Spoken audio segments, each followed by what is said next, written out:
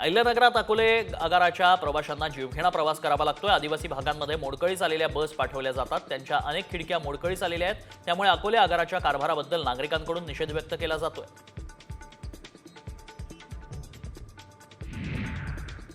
धुळ्यात उष्माघाताच्या रुग्णांसाठी 43 कक्ष तयार करण्यात आले। उन्हाचा पारा वाढल्यानं आरोग्य विभाग सतर्क झालाय। नागरिकांनी योग्य खबरदारी घेण्याचं आवाहन करण्यात आलंय।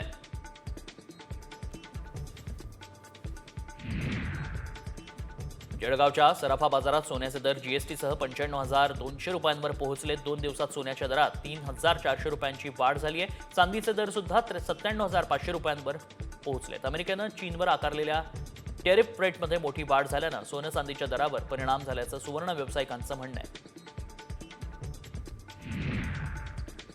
चाळीसगावच्या नागदौर रोड मिरची बाजारात मोठी आग लागली। आगीचं कारण अद्याप अस्पष्ट आहे। यात कोणतीही जीवितहानी झालेली नसल्याची प्राथमिक माहिती समोर आली आहे।